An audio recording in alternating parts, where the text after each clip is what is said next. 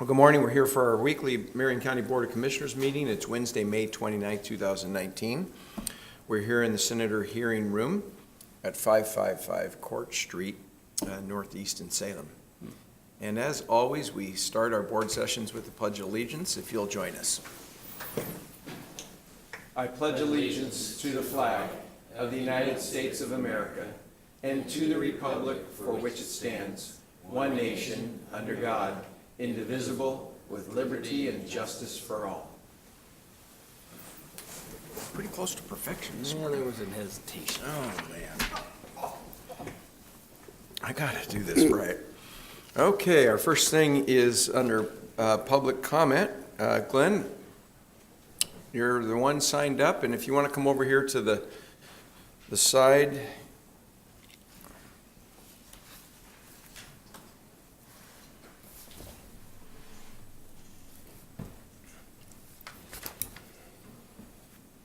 And just for the record, if you'll introduce yourself. My name is Glenn Rader. I am a resident of Marion County, Oregon. Thank you for allowing me to talk today. Anytime. You're welcome to come anytime.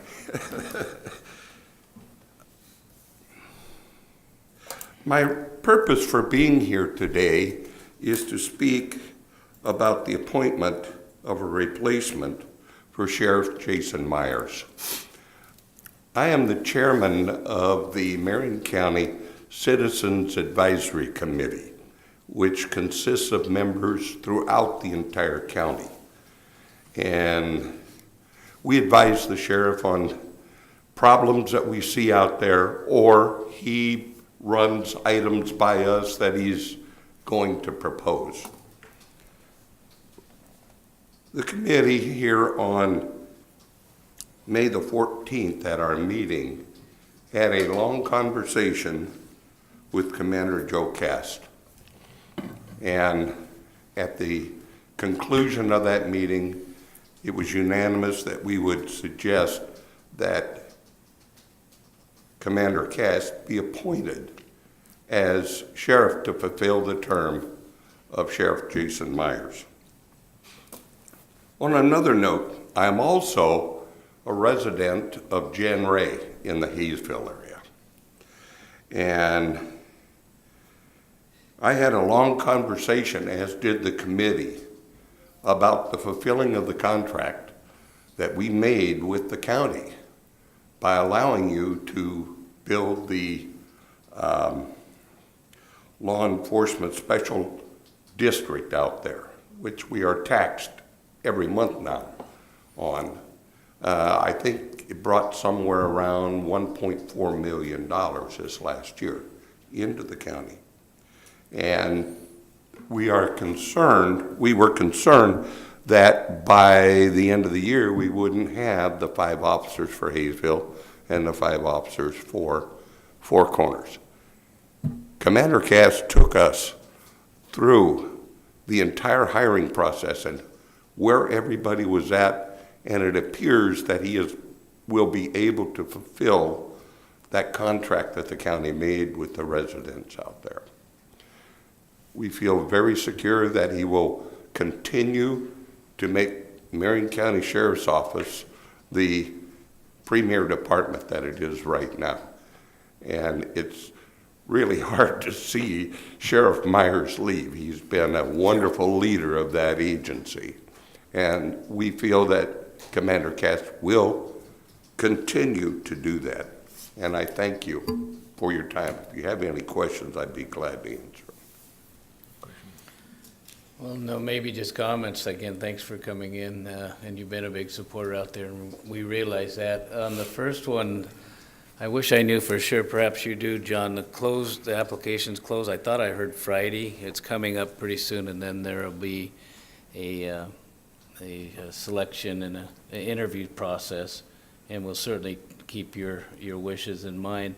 And then I'm kind of making this up, but really not. As far as, things can happen if you got 10 people going through training for individual reasons, they can drop out, or maybe they don't pass.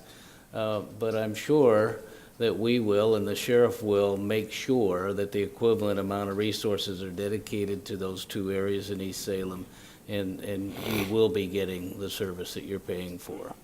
And you've already seeing it stepped up, I'm sure. We have one officer assigned right now to the Janray area, and he's extremely receptive to all the calls that people make to him and such. He's given everybody his personal cell phone number. Wonderful. And on 2 occasions, I called him, and he's responsive to it. But our concern is that we need those officers out there assigned to that area, and that's what their job is going to be. And we have been assured by Commander Cass that that will occur. And we'll give you that assurance too. Yes, I thank you very much. Thank you for your time. Glenn, thank you for your service and your comments this morning, and I'm serious. You're welcome to come here anytime. Wednesday mornings at 9 o'clock, we always are open for public comment, and I know you always have good feedback for us, so we appreciate your feedback this morning. And the only other comment I would make is, and I know that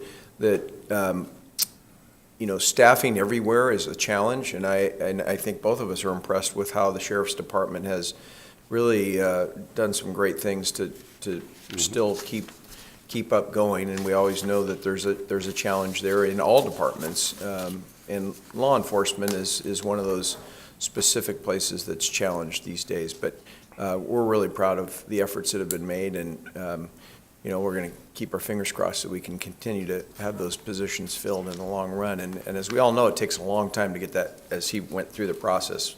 Certainly does. Right. This is not only a concern of the people that live in Four Corners and the Hayesville-Janray area, but also the people that live throughout the county. Because Absolutely. Those officers that are assigned such as to Detroit or Jefferson or something like that are not able to get to their areas because they're constantly called back to those 2 areas. Right. And Thank you. hopefully this will alleviate most of that problem. Great. Thanks, Glenn. Keep up the good work.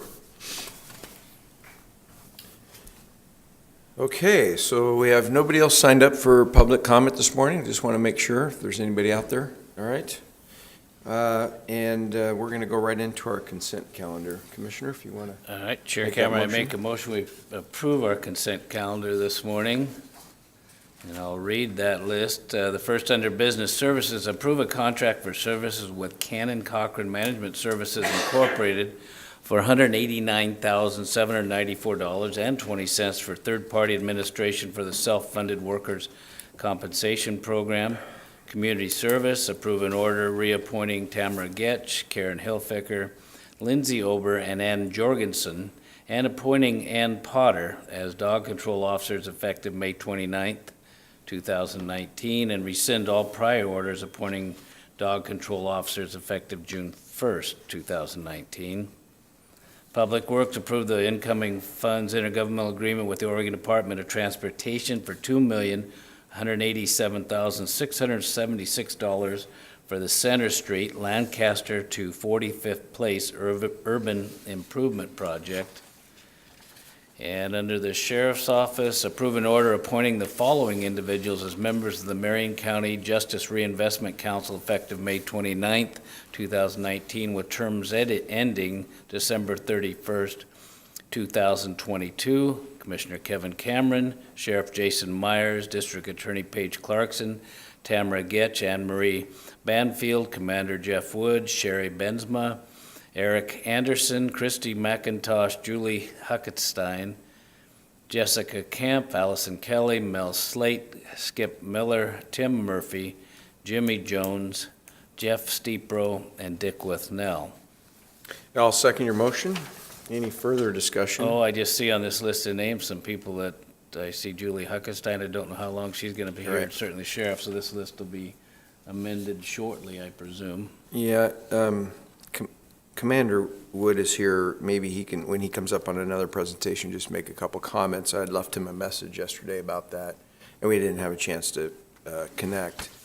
Yeah, there's a couple names that'll be retiring, and maybe they'll still want to serve Yeah, as that's fine. volunteers. So that would be really a good place for them. Hopefully they will.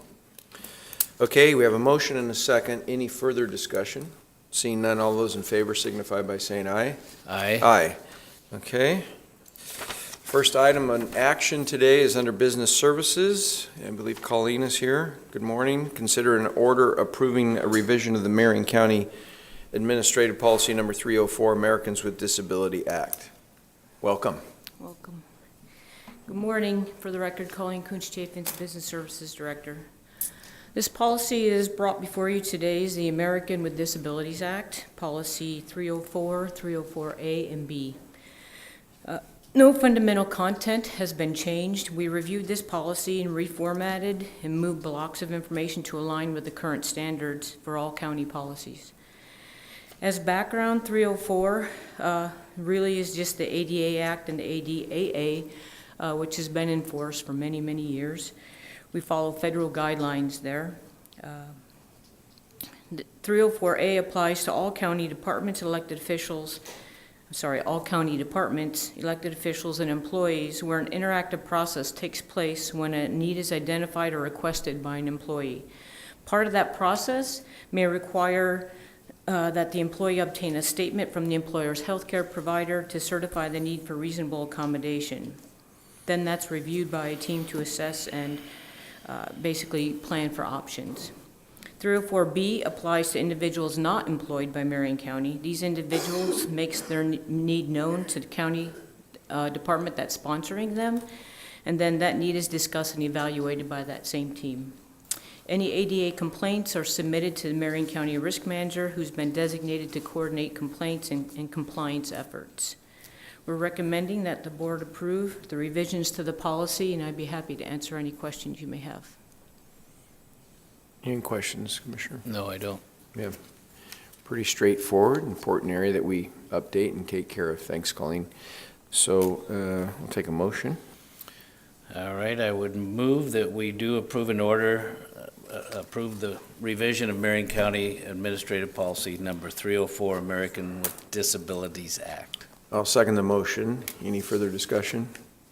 Seeing none, all those in favor signify by saying aye. Aye. Aye. All right. Thank you. Thank you. Lisa's here. Under Health and Human Services, consider an order approving appointment of, I'm going to try to pronounce these names right, is Yatu Dumbaya and Richard Faladau. Close. All right. You're going to give me a lesson here. Boy, Commissioner, how did I get all these good ones today? Well, really fun people. Michelle Sabelnager. Sabelnagel. Like Terry. Terry Sabelnagel. Silbernagel. Like Terry, okay. And Denise Wendler to the Intellectual and Development Disabilities Advisory Committee with terms ending June 30th, 2023. Okay, now you can teach me how to say everybody's name. I'm sorry. Good morning, Commissioners. For the record, Lisa Miller, Volunteer Services Coordinator. I appreciate you going through the names for me because I was going to have the same difficulties. This morning we have 4 new recommendations for appointments for our IDDAC Intellectual and Developmental Disabilities Advisory Committee. 3 out of the 4 are here this morning to introduce themselves and answer any questions you may have. Our Intellectual and Developmental Disabilities Advisory Committee participates with the Marion County Health Department in planning local programs and oversight of local resources and services that address the needs of IDD individuals. So I'll let our members welcome, and just introduce yourself for the record and pull the microphone really close. Thank you. Hi, my name is Richard Filardo. And I am the Assessment and Outreach Coordinator for Integrated Services Network, a support service brokerage serving Marion County. I've been at that position for going on 12 years and look forward to advocating in this capacity. So. Thank you for your service, Richard. Welcome. Michelle Silbernagel. Currently, I'm an independent provider of behavior support services and technical assistance to providers in Marion County. I have been working in the IDD field since I was 19, which now I've just dated myself. It's 24 years. And most recently, having a family member who has a disability, a 5-year-old, and I want to be part of planning the future for him and making sure there's great support services in Marion County for him. Thank you. Great, Michelle, thank you. And I'm Denise Wendler, and I am a independent advocate for developmental delayed individuals here in Marion County and also up in Clackamas and Washington counties. And I have the privilege of having a very successful 30-year-old developmentally delayed daughter who lives independently up in the Beaverton area and have worked a lot in the school districts here. Great, Denise, thank you for your service. Michelle, are you any relation to Terry? We're all related. Oh, okay. Kind of like him. Yes, He's but been you know, down large here. German Catholic farming families. So I've heard his name forever, but he's not a close relative. He's not Okay. a first or a second. Okay, good. Comments, you want to? On your lack of perfection, I'll just let it slide, but on these people, I was going to ask, you know, what you'd like to accomplish in your serving on this, but two of you gave those answers, I heard clearly, and Richard, if I missed it, I'm sorry, but, so I'll just turn to you. Is there any particular issue or something you see you'd like to address, you'd like to change, or just help? What drives you? Yeah, I had the privilege of attending as a visitor at the last advocacy committee meeting, and being a part of a brokerage, which is a third-party social services outside of Marion County.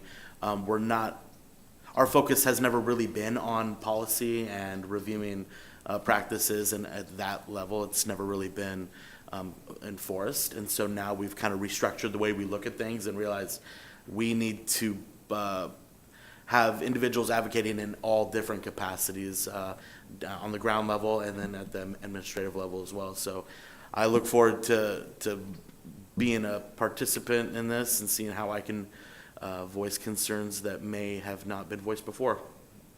Thank you, wonderful. So your interest is in looking at the policy that impacts that, right? Yes. Okay, great, good. Well, Okay. if I could, I would make a motion that we do approve an order that appoints Yatu Dumbia, Richard Filardo, Michelle Silbernagel, and Denise Wendler to the Intellectual and Developmental Disabilities Advisory Committee with terms ending June 30th, 2023. I'll second the motion of perfection. You got it. All right, any further discussion? All right, seeing none, all those in favor signify by saying aye. Aye. Aye, great, thank you very much. Yeah, Thank you. Thank you. Yeah, thank you for your service. Okay, next on our action item is under the Sheriff's Office, consider an order approving of revised bylaws of Marion County Justice Reinvestment Council, which is a follow-up to one of the items that was on our consent calendar. If I understand this all correctly, Commander, I've been working on this chart that's trying to flow in my head, you know. The timing is opportune, Commissioner. This actually relates to the discussion that we had a little bit yesterday. Yeah, great. Welcome. Thank you. To both of you, by the way. Commissioners, for the record, my name is Jeff Wood. I'm a commander with the Marion County Sheriff's Office. Before you is, and thank you for the approval of the council members, but I am here to speak about an order approving the revised bylaws of the Marion County Justice Reinvestment Council. To sort of give a little color and context to this, as you're probably well aware, this council serves as an advisory body to the sheriff in matters relating to 3 areas of the criminal justice system. In terms of those 3 areas are justice diversion, prison diversion, and reentry services in Marion County, with the end goals of decreasing our prison utilization, reducing recidivism, holding our clients accountable, yet maintaining public safety at all times. To go back in time, the Justice Reinvestment Council, actually the genesis of it came from the Marion County Reentry Council, which was initially formed in 2010 as a requirement of our Bureau of Justice Assistance Second Chance Act grant, prisoner reentry. That is a bit of a mouthful. It was a requirement of the grant from the application that we submitted and really served as a governance for our Marion County Reentry Initiative. A couple weeks ago, I sat before you requesting approval of the special procurement for those services so that we can, and that governing body, the Marion County Reentry Council, served as sort of making sure that we weren't we knew what the other agencies were doing, that we were in collaboration with one another, working together with those end goals of reducing recidivism, which we were successful in providing a streamlined delivery of services for our clients who were returning from incarceration. In the ensuing years, the Marion County Reentry Council started growing in some of its depth with the passage of House Bill 3194 in 2013. The Reentry Council also took on prison diversion programming, knowing that they were all interconnected and working in relation with one another. And candidly, whether somebody is returning from incarceration, being sentenced to probation, the services that we try to deliver and the programs that we want to implement always need to be evidence-based. And really, it doesn't matter what the status of the individual is. What matters is the risk that they pose in terms of criminogenic risk factors, whether they have housing, whether they have addiction, and other services, whether they need mentoring, so that we have a continuum of care, so to speak. Over the years, the Sheriff's Office, as most Sheriff's Offices do, there are a number of touch points, and Sheriff's Offices throughout the state of Oregon are uniquely qualified in terms of having those touch points within the entire criminal justice system. And so when you talk about things like the Oregon State Hospital unable to aid and assist population, whether you talk about our county's Stepping Up initiative, whether you're talking about our pretrial monitoring program, our mobile crisis response team, our crisis outreach response team, and now we're getting into the area of having behavioral health justice reinvestment. There really are three distinct areas that have formed that this body would serve in terms of that advisory capacity for the sheriff. And again, those areas are justice diversion, prison diversion, and reentry services for Marion County.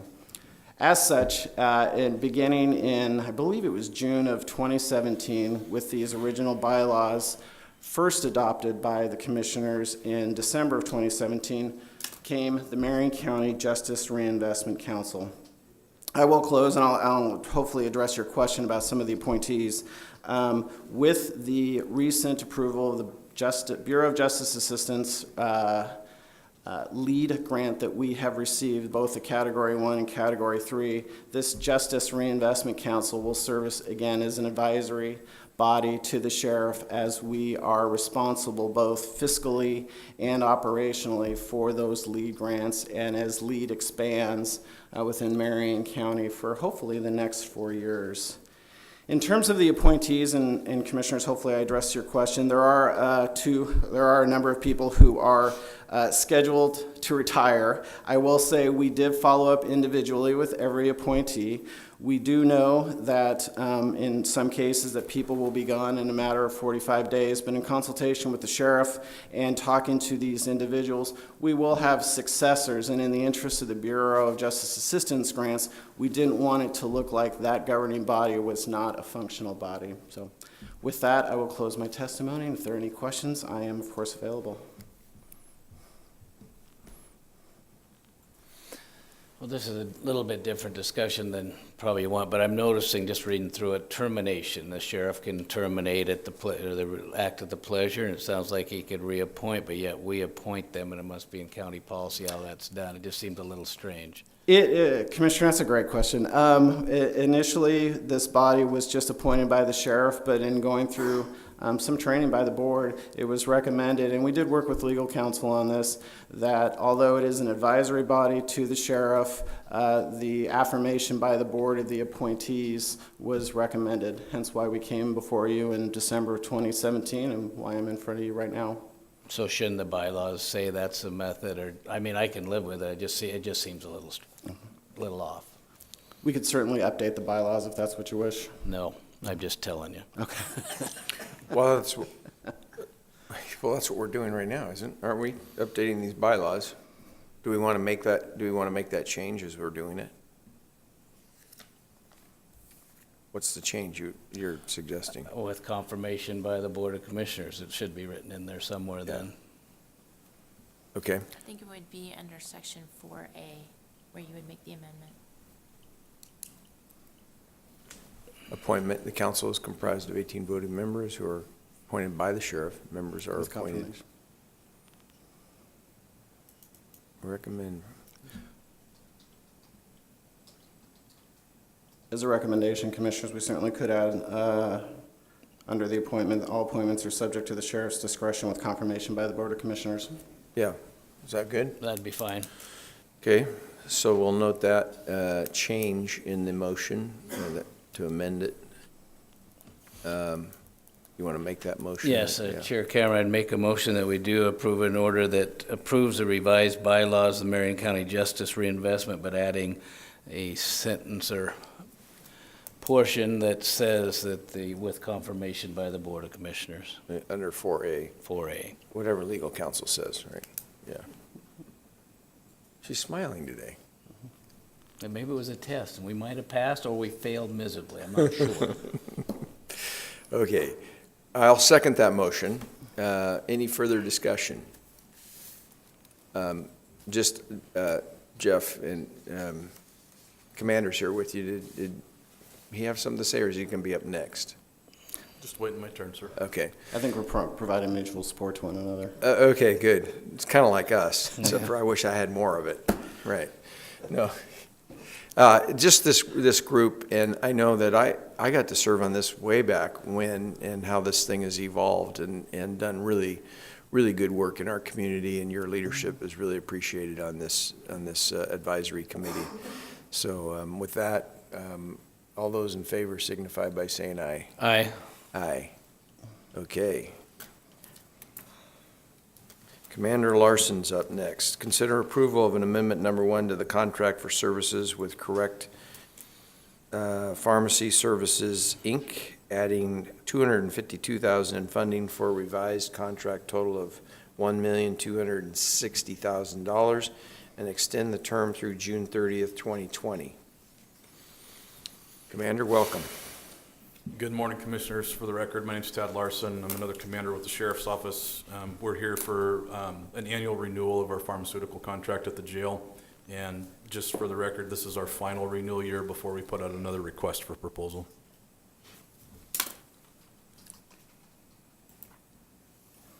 Okay.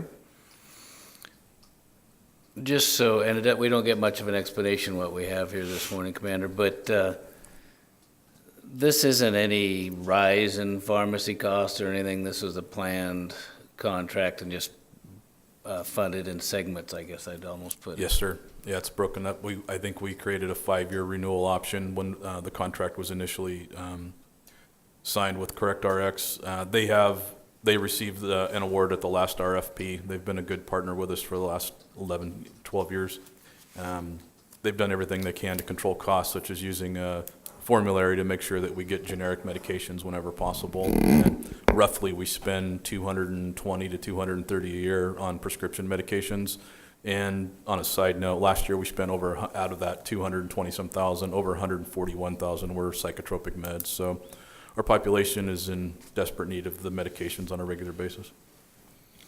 This is a little off the subject, but it just happened to be something I was wondering about. So if someone comes in and maybe metformin they need, and they don't have it with them when they're arrested, how does that happen? How do you even know what they're really prescribed to get?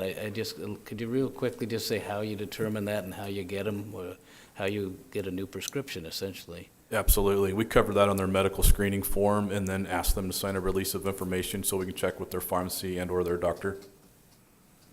Oh, and then would get it from their pharmacy or always from We us? use CorrectRx for probably 90% of the medications, and then we have a backup pharmacy in town with Walgreens in case we need something a little faster. Real quick? Yep. Okay, thank you. Something I was curious about how that worked. Typically, our jail doctor is going to honor the prescription if they had a valid or accurate prescription with their prescriber. Our doctor will simply act on that. All right. Motion? Mr. Chair, Yes, if I John. might, this is an ever-increasing cost for the jail. I think a lot of our listeners out there may not understand that we're required to provide medical care to our prisoners. There have been several court cases that required it, and the problem is we're getting more and more people in the jail that have a variety of issues, both medical and behavioral, and that kind of care could in some cases almost turn the jail into a hospital. It's getting that way anyway, but it's very expensive. That's correct. Okay, so we need a motion. Chair Cameron, I would make a motion that we approve amendment number 1 to the contract for services with Correct RX Pharmacies Incorporated at $252,000 in funding for a revised contract total of $1,260,000 and extend the term through June 30th, 2020. I'll second the motion. Any further discussion? No? All those in favor signify by saying aye. Aye? Aye. Okay. Thank you, gentlemen. Thank you. We will take us into a contract review board. Consider an order appointing the discretionary action and solicitation award for the jail high-efficiency condensing boilers. And we have a whole group here today, so I'll let you all introduce yourselves. Good morning, Commissioners. My name is Justin Ford. I'm a contracts analyst for the Finance Department. Kevin Burton, Construction Project Coordinator. Larry Tilliford, Facilities Program Manager. All right. In April, the Business Services Department issued a request for quotes for jail boilers with a projected budget of $90,000 as a public notice on the Oregon Procurement Information Network. The request for quote contained drawings and specs for the boilers, as well as standard terms and conditions contained in the Marion County solicitations and requirement for offers acceptance of all terms and conditions of the purchase order. All quotes received for the jail boilers exceeded $100,000. Business Services Department seeks an exemption from the Marion County Public Contracting Rules Section 20-0270 intermediate procurements in regards to this jail boilers. I'll turn it over to Kevin here for some more information regarding the boilers.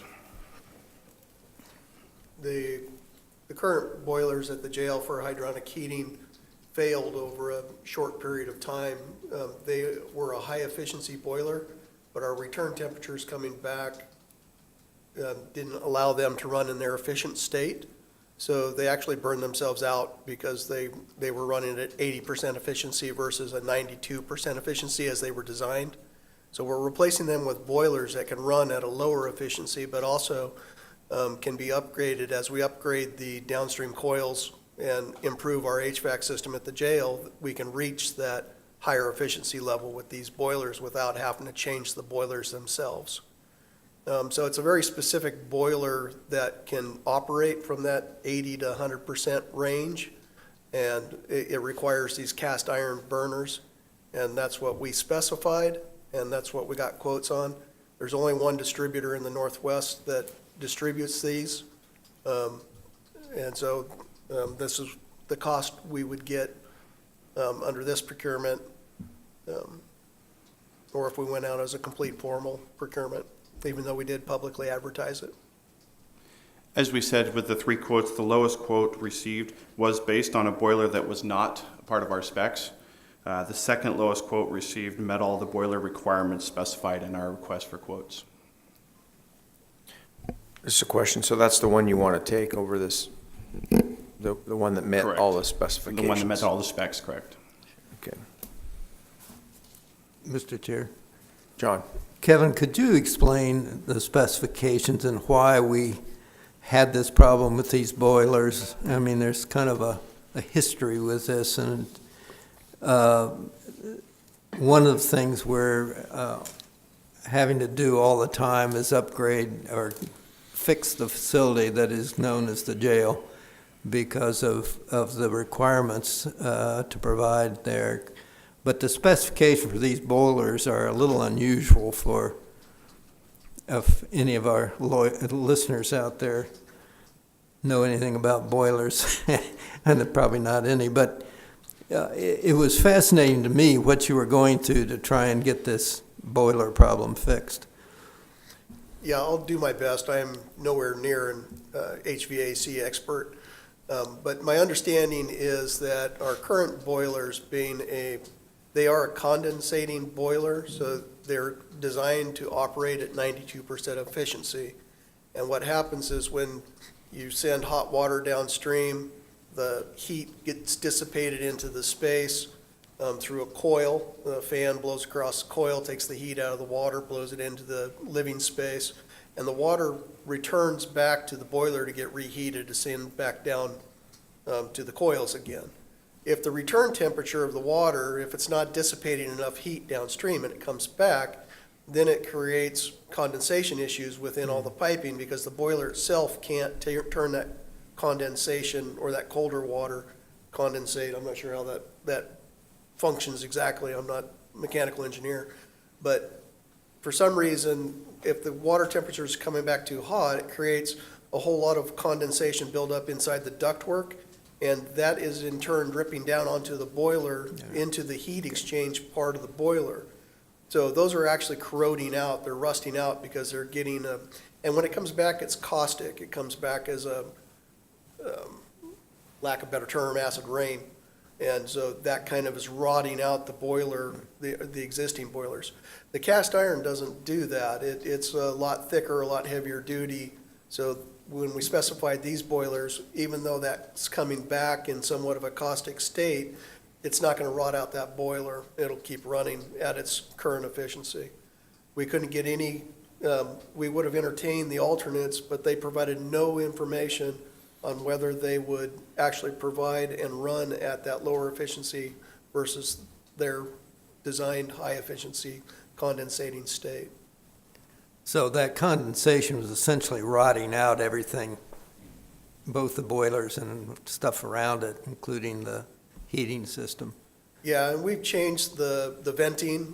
It had a galvanized or a stainless steel venting, and that created additional condensation, which dripped more water into it. So we changed that all out with a PVC pipe. Still didn't cure the problem. We're still getting water dripping down into the boilers. As you know, this is a critical need facility. We're housing inmates. We need to be able to provide them with consistent heat, and so we need a very reliable boiler system in there. That answer your Thanks, question? Kevin, yeah. Yeah. I think that. Commissioner? Well, if I could, Kevin, I was just going to ask that question about consistent heat. So how do you switch this out? How long does it take? I assume you do it during the summer where it's not such an issue, but I don't know, maybe it gets cool anyway.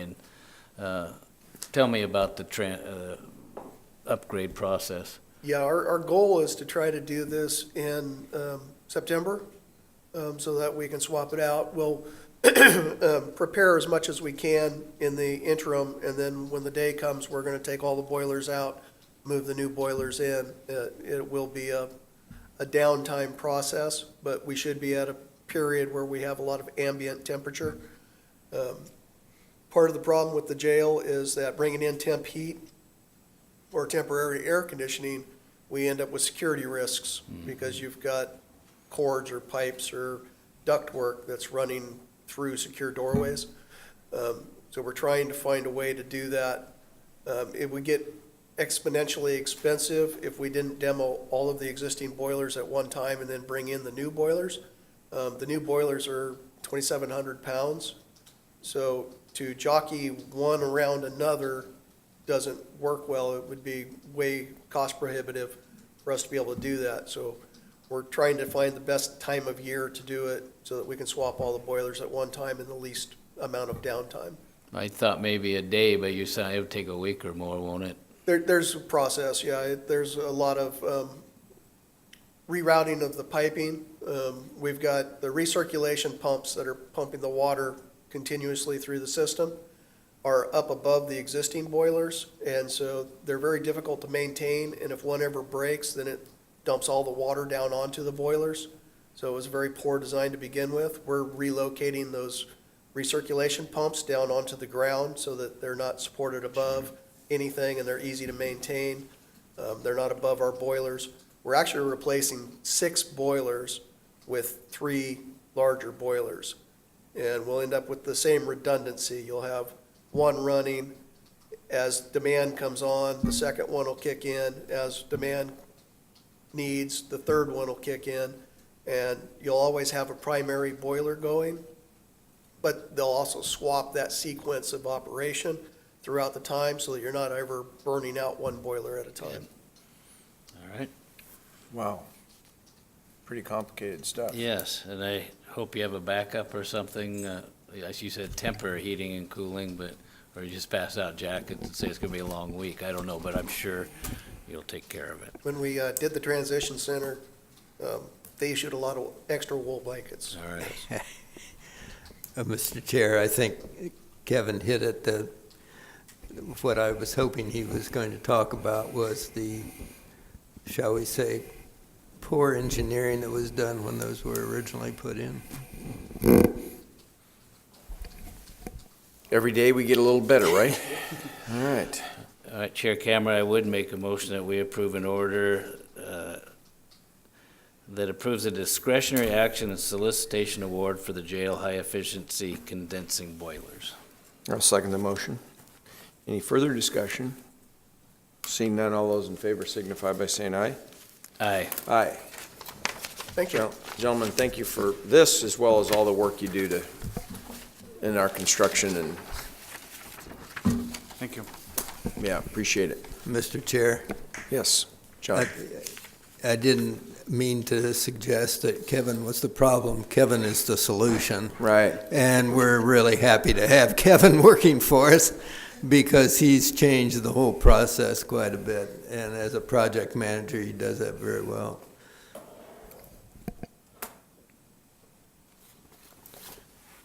So who was here when the jail got built? It's not me, it's even before him. Yeah.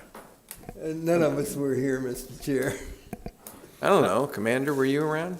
No. Nobody's going to accept Well, responsibility for this. I'm somewhat I was mayor of Sublimity at that time, and they had an opportunity for local government officials to spend a night in the jail the day before it opened, or in that time. I passed. I thought, yeah, You this did? didn't sound so good. I spent a night in Marion County 1 fire station one time.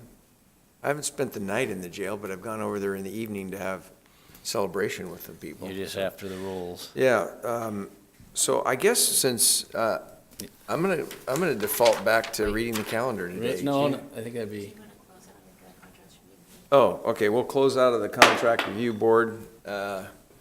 Thank you, council. Thank you, everybody, for being here today, and I'm gonna read the calendar where we're gonna be.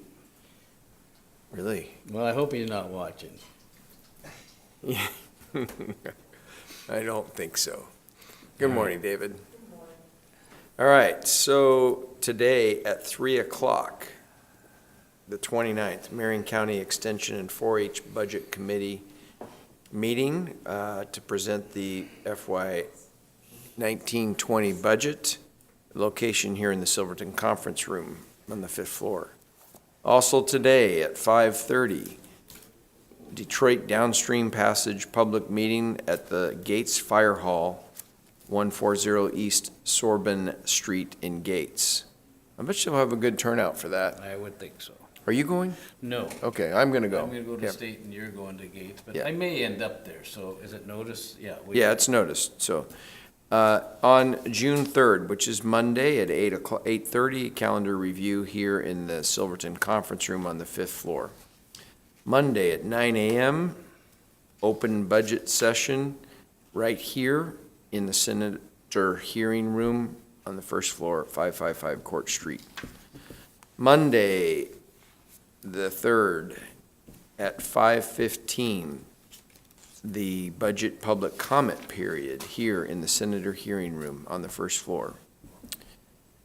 Tuesday, the 4th of June, 8:45 a.m., FY 2019-20 budget public comment period. So there's 2 opportunities for those that are watching to come and comment on the budget. 5:15 on the 3rd PM, 5:15 PM on the 3rd, and 8:45 AM on the 4th. Also on the 4th, Tuesday, 9 to 5, we will be in here for budget session in the Senator Hearing Room, 555 Court Street. Also, on Tuesday, the 4th, 5:30 to 7:30, Downstream Passage Public Meeting, ODF and W Headquarters at 4034 Fairview Industrial Drive in Salem. On the 5th, Wednesday, we'll be back here for our weekly board session at 9 a.m. On the 5th Wednesday, from 12 to 1, the Woodburn Marion County meeting at Luis's Taqueria at 523 Front Street, Woodburn. And on the 5th Wednesday at 5:30, Marion County Fair Board meeting, location Commissioners Boardroom on the 5th floor here at 555 Court Street. A lot going on. What, next week, this week? Well, I will talk about it first. The budget is kind of the culmination and the beginning of what we do. About as important as anything that happens. It goes pretty well, but we go through deliberations on a total budget that's like $440 million. So I put the wrong date. It's May. It's April. Oh, okay. Thank you. We're good. Yeah, budget. So that's important. The other, just of interest to me, the meeting we had in St. Paul, I enjoyed. Had a really good turnout in spite of a conflicting event going on that a lot of townspeople were at. What was the conflicting event? Well, it was a playoff game with St. Paul and Kennedy. They lost. But they were a lot Still a good turnout, yeah. That little town supports the kids, people. But, no, it was interesting. And two things that happened, just kind of coincidental. But they were talking about traffic and changes we'd made at the four-way stop. We're gonna have to get together with Brad Nicholas. My brother Max watched it on the computer. And On he said, Facebook? Yeah, he said, were you aware of those cars racing by? And if you think about it, there's a stop sign 20 yards from City Hall there, and yet it sounded like cars were going about 80. How'd that happen? Right. I remember I made a comment about it. Then the second thing was, twice, I parked right across from City Hall. And they were asking for another crosswalk. They have one at the post office. They've asked for one down over the years by the high school, but I don't recall if that ever was placed. I don't think it was. But anyway, there's a four-way stop right in downtown, but I don't think people recognize it as a crosswalk, because twice going back to my car, I had trouble getting across. Nobody waited, and in fact, when I was out there, even though they're at a stop sign, they're looking at me like, what are you doing? I'm not making that up. So I think it really ought to be a candidate that ought to be marked. It isn't like a normal, we got curb, sidewalk, four-way, and it just doesn't appear right on that kind of a rural road that there's a crosswalk involved. And there should be. Didn't Brian Nicholas say something about he had some new technology for the high school crosswalk? Are they talking about lighting it? You know those buttons that you push to light it up there? Oh. We should follow up with that. Anyway, I just learned that lesson walking out of it, and it was the same going in, actually, that nobody wanted to let me pass through there. Because after that really good bacon burger we had, Yeah, I was coming back to yeah, I know, that does sound good right now. I didn't eat. I was coming back across, and I remember telling Commissioner Willis, there's somebody here that doesn't have to stop. And I'm looking around, and I go, no, they all have to stop now. Yeah, they changed that now, but it just So now they doesn't gotta look like a crosswalk. Yeah, they got to improve the crosswalk now. But it was good to see the people in St. Paul. And then Thursday, both Commissioner and I were up at the PAM meeting, and there were some good things going on up there at the airport, the safety concerns, and some good discussion about what was going on. They're looking forward to meeting our new North County, kind of like Glenn was talking about today. They've been without a sheriff deputy up there since Deputy Bay had to retire. So they're looking forward to that. And did they meet? It's Todd Spoon as the... Spooner? Or Spoon. Spoon. Yeah, he was not there yet, because he's not assigned until July 1. Oh, So he hasn't been there, and, yeah, but they're looking forward to that. Yeah, it was a good meeting up there. meeting Todd was a small world thing for me. His dad worked for me for many years, and I knew him as a youngster. I went up and said, "Are you?" And then once I looked at him close, I knew exactly His who he dad. was. Yeah, he said, "I remember playing with my kids, Nate and Sarah, when he was little." So it all comes around. He's a good guy. Okay, so we got 4-H budget today, and then budget next week, and Then we start thinking about the fair. My flowers are that high. It ain't gonna happen. It's a disaster. is that why? Global climate change. Is that why your flowers are dying, or not growing? Or you just didn't put the right fertilizer on them? Okay, I don't have a greenhouse or anything, but I put them in and I waited as long as possible. It was just wet. It was wet and cold and stayed that way. I was just reading something, 65, 70 is ideal. Well, it's not even there yet for soil temp. This week is, we're gonna warm it up though, right? It's gonna be in the 70s? Yeah, but Just go out there and, I only got a go out month. there and Yeah, that'll help them. Okay, I think we should be done on that You're note. done. We are going to adjourn.